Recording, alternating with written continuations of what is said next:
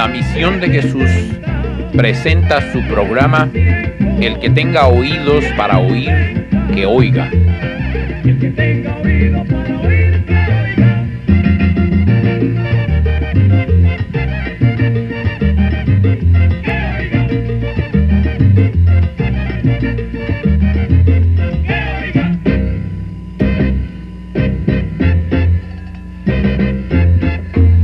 Y ahora con ustedes, el pastor Luis Bustillo.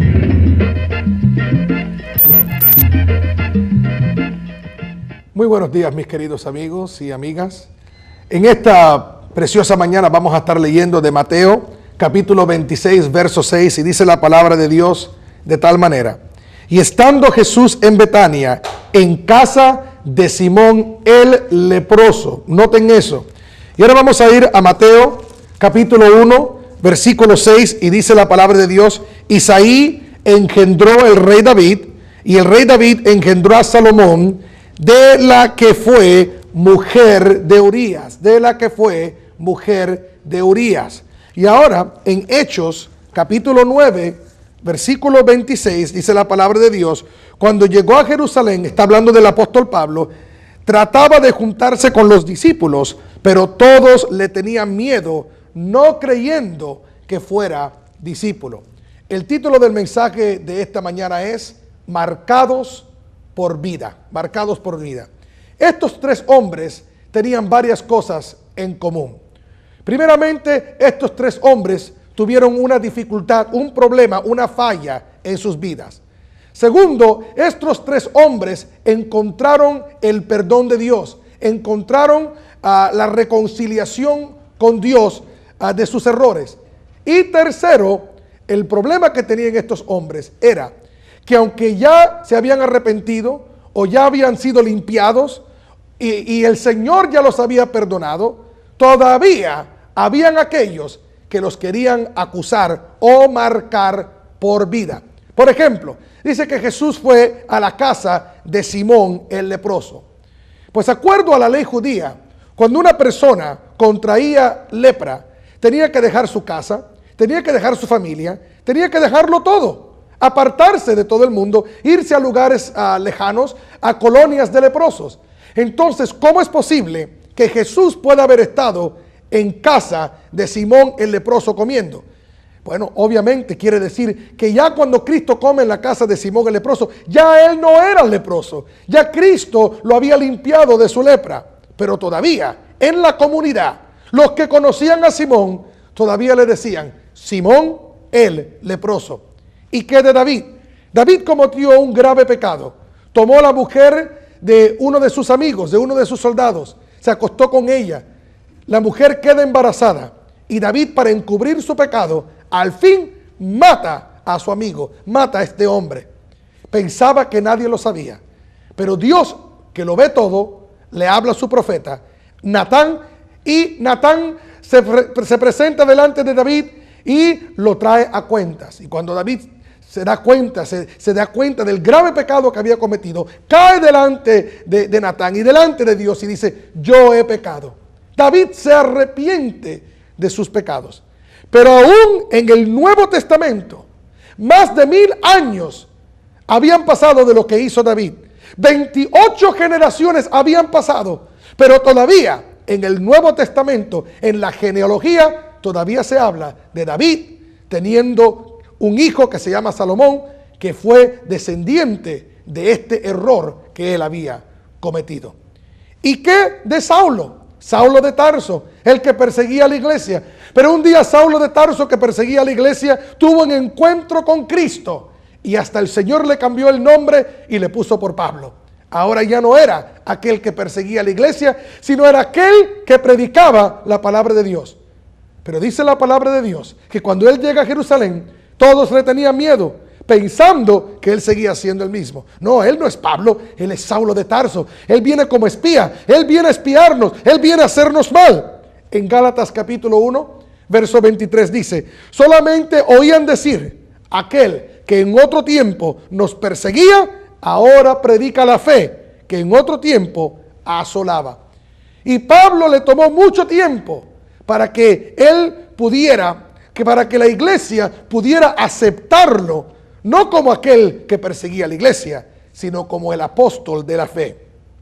Estos 3 hombres estaban marcados por vida, aunque ya por la gracia de Dios, ya por el perdón de Dios y por la misericordia de Dios, habían sido absueltos y libres de sus crímenes y de sus pecados.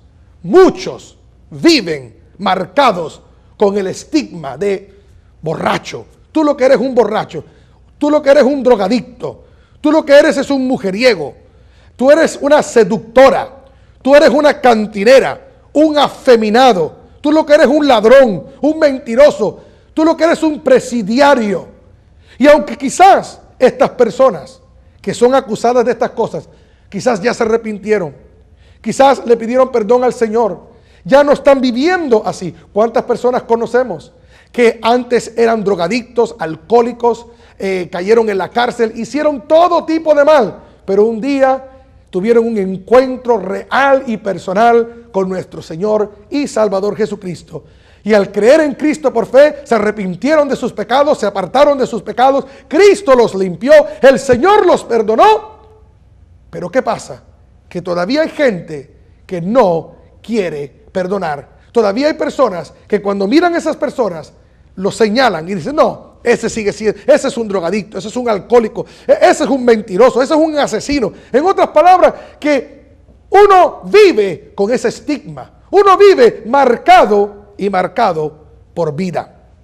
Aquí en este país, si uno ha sido un ofensor sexual, cuando uno sale de la cárcel, tiene que ir a la estación de policía local donde uno va a vivir y registrarse como un ofensor sexual. Y eso permanece contigo el resto de la vida. Aunque quizás ya tú te has reconciliado con Dios, le has pedido perdón a Dios y has cambiado tu vida.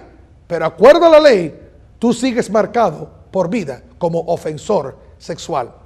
Durante la guerra civil, aquí en este país, en los Estados Unidos, si un joven en un momento de temor corre y era señalado como cobarde, ¿saben lo que hacían? Tomaban una vara de hierro con una C, como lo que usan para marcar a los animales, las bestias, y esa vara de hierro tenía al frente una C, la C de cobarde, y literalmente se la quemaban en el cachete de aquella persona, y toda su vida tenía la marca de esa gran C en su cachete, que lo marcaba como alguien que había sido un cobarde. En la Segunda Guerra Mundial, los judíos eran marcados con números, tatuados con números por los nazis para ser marcados como judíos, y todavía hay personas que sobrevivieron la Segunda Guerra Mundial, judíos que todavía en sus brazos tienen la marca, marcados por vida, por lo que los nazis, como los nazis los marcaron. Siempre existen aquellos, siempre van a existir aquellos que no quieren olvidar, ni que nos olvidemos de los errores que nosotros hemos cometido o cometemos. Somos buenos para condenar y tirar en cara faltas pasadas. Un grupo de personas que muchas veces encontramos que son muy buenos para condenar es a veces los mismos religiosos o los mismos que creen en Dios. Y son muy fáciles para condenar a otros.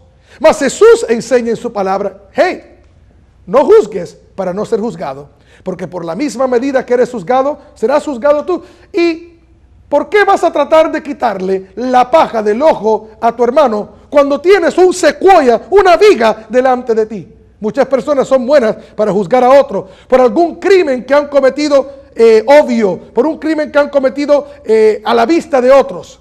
Mas ellos quizás han cometido todo tipo de crimen, pero en sus vidas, en sus corazones, quizás no han cometido un adulterio, no se han acostado con una mujer, pero en sus mentes, ¿cuántas veces no se han imaginado teniendo relaciones sexuales con una mujer o con un hombre? Quizás no han matado a nadie, pero en sus corazones hay odio, resentimiento y rencor, que dice Jesús que eso es igual que asesinar a alguien.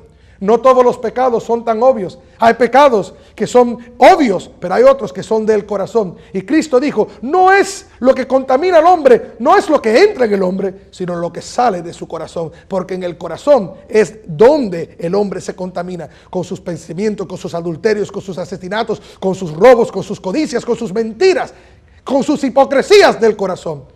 Cristo le dijo a los religiosos de su tiempo, ustedes son tumbas blanqueadas, que por fuera se ven muy bonitas, pintadas blancas y muy bonitas, pero por dentro están llenos de huesos muertos.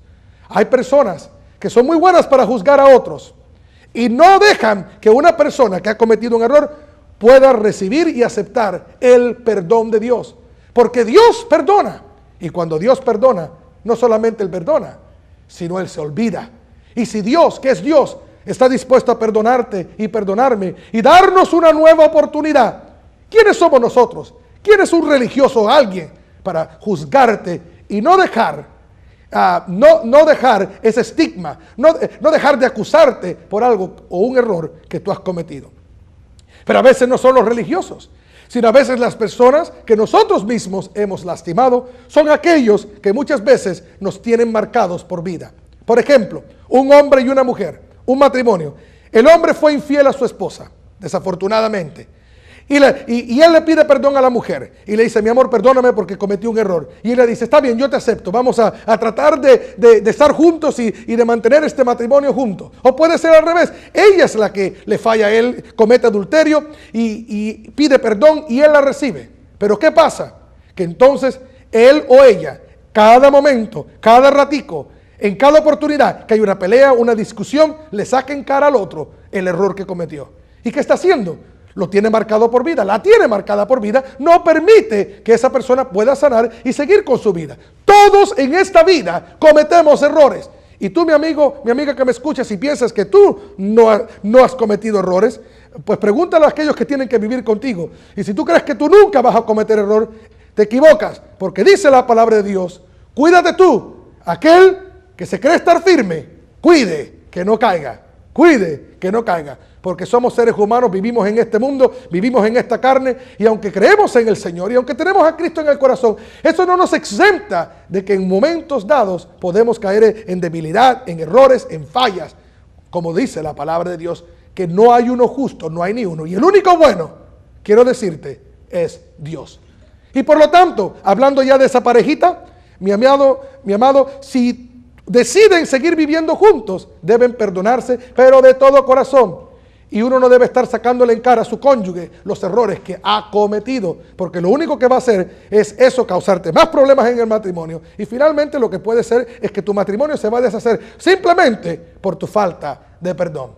Así que los religiosos a veces marcan a aquellos que han cometido errores. A veces aquellos que han sido afectados por el error de otros no pueden perdonar lo que otros le han hecho, y por lo tanto siempre le están sacando en cara que tú eres un borracho, que tú eres una lesbiana, que tú eres un drogadicto, que tú eres un perdido, que tú eres un presidiario, que tú has sido un mal padre, siempre tirándole en cara los errores.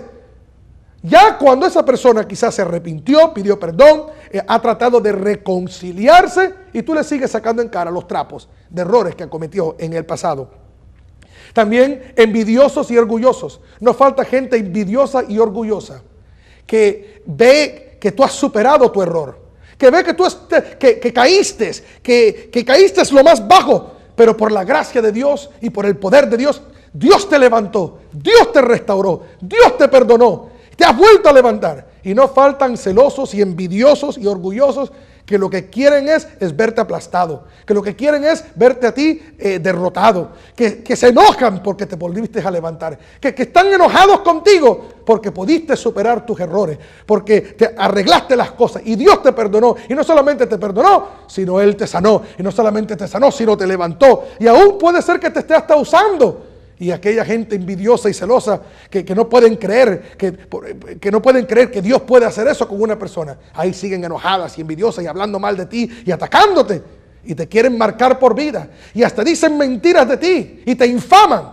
simplemente por su envidia y por su orgullo. Y finalmente, a veces el peor enemigo de nosotros cuando hemos cometido un error somos nosotros mismos. A veces nosotros mismos somos los que nos cuestan perdonarnos por los errores que hemos cometido. Hemos cometido un error, una falta, y siempre en nuestra mente sigue viniendo esa acusación. Eso que cometimos lo seguimos reviviendo y reviviendo y pensando, ¿cómo es posible que yo pueda haber hecho eso? ¿Cómo es posible que a mí me pasó eso? Y hemos venido a Dios, le hemos pedido perdón al Señor, pero todavía seguimos viviendo en el pasado y no nos estamos perdonando. Y obviamente tenemos un gran enemigo que se llama Satanás, el diablo, que la Biblia lo llama el acusador de los hermanos. El acusador de los hermanos. Y el diablo se especializa a tirarnos en cara todos los errores que tú y yo hemos cometido, y nos lo sigue trayendo a la mente para nosotros no poder vivir en paz con Dios y disfrutar el gozo del Señor. Pero yo quiero decirte algo en esta mañana. Cuando el diablo te acuse del pasado, recuérdale su futuro. ¿Cuál es su futuro? Que él va a ser echado en el lago de fuego. Así que cuando el diablo te acuse, recuérdale su futuro. Yo quiero decirte en esta mañana que solo el borrador de Dios, solo el borrador celestial puede quitar la marca de tu pecado y la marca de mi pecado. Y ya quitada, desaparece para siempre. Quiero leerte en Isaías capítulo 43. Mira lo que dice estos versículos tan bonitos, versículos 18 y 19. Pon atención a lo que te voy a leer. Dice: no os acordéis de las cosas pasadas, ni traigáis a memoria las cosas antiguas. He aquí que yo hago cosa nueva. Pronto saldrá la luz. ¿No la conoceréis? Otra vez abriré camino en el desierto y ríos en la soledad. Qué palabras tan hermosas y tan alentadoras. Dice: no te acuerdes de las cosas pasadas, ni traigas a memoria las cosas antiguas. Las cosas que ya pasaron, ya pasaron. Tú no puedes cambiar lo que ya ocurrió.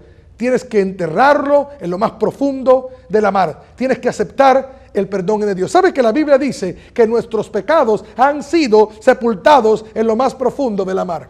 En una ocasión, un joven fue a su pastor, fue a hablar con su pastor y estaba teniendo algunos problemas, especialmente con olvidar los errores que había cometido. Y mientras estaba allí en la oficina del pastor y el pastor tuvo que salir a atender a una persona, él levantó un librito que tenía el pastor sobre su escritorio. Y cuando abrió el librito, leyó esas palabras que decían que Dios había sepultado sus pecados en lo más profundo de la mar. Y aquel joven de repente empezó a gritar: gloria a Dios, gracias Señor, gracias Señor. Y el pastor entró y lo vio todo emocionado y le preguntó: mi hijo, ¿qué te pasa? Pastor, ¿sabe lo que dice aquí? A ver, ¿qué dice? Dice aquí que la Biblia enseña de que mis pecados han sido sepultados en lo más profundo de la mar. Sí, mi hijo, sí, gloria a Dios. Pero pastor, ¿no entiendes que el mar tiene más de 5 o 6 millas de profundidad? El mar es bien profundo. Y si Dios ha sepultado mis pecados en lo más profundo de la mar, entonces no tengo que temer que va a flotar a la superficie. Dice aquí: olvidando lo pasado, lo que pasó, pasó. El Señor se ha olvidado, Él te ha perdonado, tú tienes que perdonarte. Y cuando alguna persona viene a acusarte y a tirarte en cara tus errores, ¿sabes qué? No le hagas caso. ¿Sabes qué? Ignórala. ¿Sabes qué? No dejes que te robe la bendición. Porque aquí lo único que importa es que Dios te ha perdonado. Si ellos no te perdonan, si ellos siguen acusándote, eso es problema de ellos. Eso es un problema que ellos tienen. Ellos le van a tener que pedir perdón a Dios por el pecado de la condenación y de juzgar. Tú tienes tu conciencia limpia porque tú te arrepentiste, te apartaste de tu pecado y estás sirviendo al Señor. Y dice aquí: he aquí yo haré algo nuevo, cosa nueva, pronto saldrá la luz, ¿no la conoceréis? Otra vez abriré camino en el desierto y ríos en tu soledad. Sabes que cuando cometemos un error, una falla, fracasamos, caemos, nos sentimos como si estuviéramos en un desierto. Nos sentimos solos, nos sentimos culpables, pero Dios no nos abandona. El hombre puede ser que nos abandone, la familia puede ser que nos abandone, los hijos nos pueden abandonar, papá y mamá pueden abandonarte, la sociedad puede limpiarse las manos contigo, todo el mundo puede darte la espalda, pero el Dios del cielo, el Dios de amor, aquel que Jesús le llamó Padre, que es tu Padre y mi Padre, dice la Biblia que Él nunca me dejará y nunca me desamparará. Y Él me ha amado con amor eterno. Me has amado con amor eterno, mi Señor. Es tan grande tu amor que no tiene comparación. El amor de Dios es eterno y glorioso. Y Él te ama a pesar de tus muchos errores. Y Él va a hacer algo nuevo con tu vida. Sí, de los escombros de tus errores, de los escombros de tus fallas, de los escombros de tus problemas, Él puede hacer algo hermoso, renacer. Déjame decirte que es el mejor fertilizante para las rosas y para las plantas. No es el estiércol, no es del estiércol que nacen las flores más hermosas y las plantas más bellas. Sí, del error, de los fracasos, Dios puede hacer cosas hermosas. Él hará algo nuevo. Y termina diciendo, con el versículo 25 aquí en Isaías, termina diciendo estas hermosas palabras y dice: yo soy. ¿Quién es el yo? Dios. Yo soy el que borro tus rebeliones por amor de mí mismo, y no me acordaré de tus pecados. Yo soy el que borro. Imagínate. ¿Sabías tú que en el cielo hay un gran borrador? Sí, hay un gran borrador. En una ocasión un predicador andaba predicando acerca del borrador de Dios, pero era uno de estos predicadores legalistas, que creen que se pierde la salvación y esas cosas. Y él empezó a decirle a su congregación: ¿sabes que en el cielo hay un borrador? Oh, sí, hay un borrador que Dios tiene listo para que cuando tú cometas un error, listo para borrar tu nombre del libro de la vida. Pues yo no sé en qué Dios cree esa persona, pero yo te voy a decir que yo creo que Dios tiene un borrador, pero no un borrador para borrar tu nombre del libro de la vida, sino un borrador para borrar y quitar tus fallas, faltas y pecados de la pizarra de la vida. Oh, sí, Él tiene un gran borrador.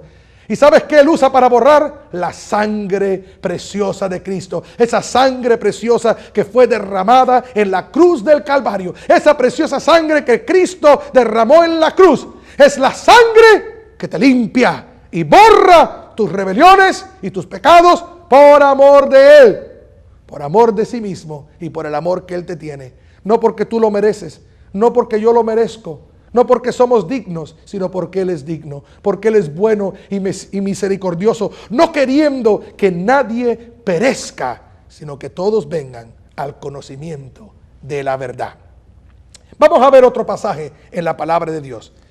En Romanos, capítulo 8, miren lo que dice. Romanos, capítulo 8, versículo 1, dice la palabra de Dios de tal manera: ahora pues, ninguna condenación, noten, ahora pues, ninguna condenación hay para los que están en Cristo Jesús. Ahora pues, ninguna condenación hay para los que están en Cristo Jesús. Y en Romanos capítulo 5, versículo 1 dice: justificados pues por la fe, tenemos paz para con Dios por medio de nuestro Señor Jesucristo. Así que vemos que ya no hay condenación para aquellos que están en Cristo Jesús. Y en el versículo 33 y 34 dice así: ¿quién acusará a los escogidos de Dios? Dios es el que justifica. ¿Quién es el que condenará? Cristo, el que murió, mas aún el que también resucitó, el que además está a la diestra de Dios, el que también intercede por nosotros. ¿Sabías tú que el único que te puede condenar es Cristo? ¿Quién condenará a los hijos de Dios? El único que te pudiera condenar es Cristo. Mas la Biblia dice que Cristo está a la diestra de Dios Padre intercediendo por nosotros. El único que te pudiera acusar es aquel que está, mira, rogando por ti, intercediendo por ti, para que no falles, para que no caigas, para que sigas adelante. Dios está a tu lado. Él desea lo mejor para ti. Él no te quiere ver derrotado, decaído, arrastrando la cobija, todo condenado y todo aplastado, y aún por gente que te quiere condenar. No. Lo que tienes que hacer es arrepentirte. Si has cometido un error, si has cometido una falla, arrepiéntete, pídele perdón a Dios. Arrepiéntete, apártate de tu pecado y recibe el perdón de Dios. Mira lo que dice la palabra de Dios en Primera de Juan. Dice en Primera de Juan capítulo 1: si decimos que no tenemos pecado, nos engañamos a nosotros mismos y la verdad no está en nosotros. En otras palabras, no podemos decir: pues yo nunca he pecado, todos hemos pecado. Pero dice: si confesamos nuestros pecados, Él es fiel y justo para perdonar nuestros pecados y limpiarnos de toda maldad. Oh, qué lindo. Yo quiero decirte que en esta mañana tú puedes recibir el perdón de tus pecados, ser limpio de tus pecados y de toda maldad por medio de Cristo. Tú no tienes que vivir con esa condenación. En una ocasión le trajeron a Cristo una mujer que había sido sorprendida en adulterio. La habían sorprendido en adulterio. Y la trajeron delante de Jesús y le dijeron: Señor, ¿qué vamos a hacer con esta mujer sorprendida en adulterio? Acuerdo a la ley, hay que apedrearla. ¿Qué piensas tú que debemos hacer? Y Cristo los miró, creo que pensando por dentro de ellos: hipócritas. ¿Cómo supieron que estaba cometiendo adulterio? Deben haber estado asomándose para ver qué andaba haciendo, ¿sí o no? Hello. Tú sabes, yo me imagino que estaban asomándose a ver qué andaba haciendo la mujer por un huequito mirando. ¡Ja! ¿Qué andaban ellos mirando? ¿Cómo se hubieran enterado si no andaban mirando? Hipócritas.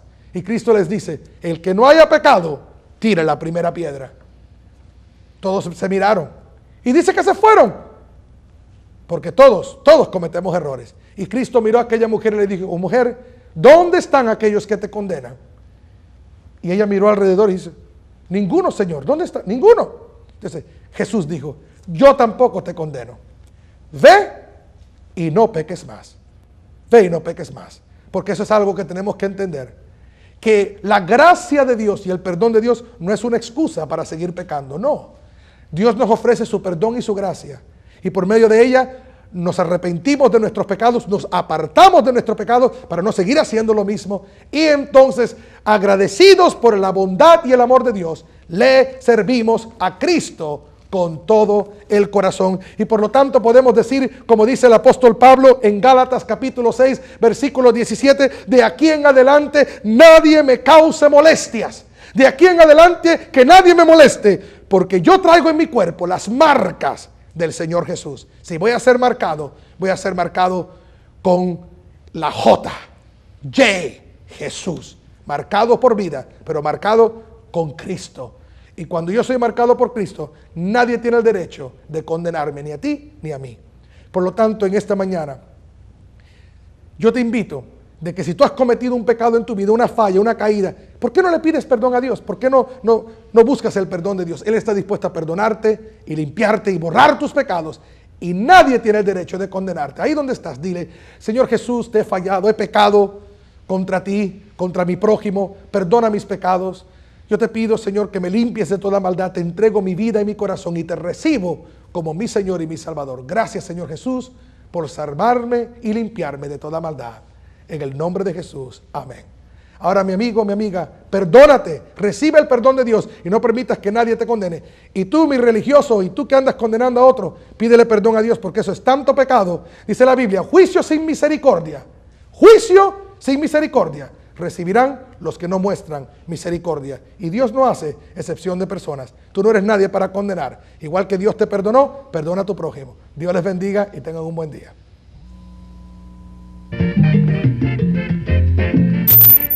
El sembrador salió a sembrar y mientras sembraba.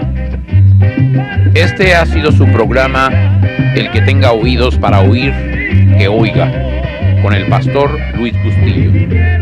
Si usted quisiera un video de este programa o tiene alguna necesidad de consejería u oración, llame al 792-3819 o escríbanos a la Misión de Jesús, P.O. Box 816, McFarland, California 93250.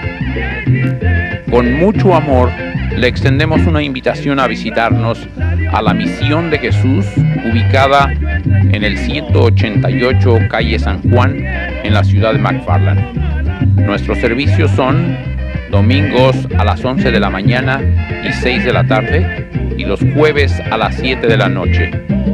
Y sintonícenos la semana próxima a esta misma hora, cuando una vez más presentaremos el programa El que tenga oídos para oír, que oiga.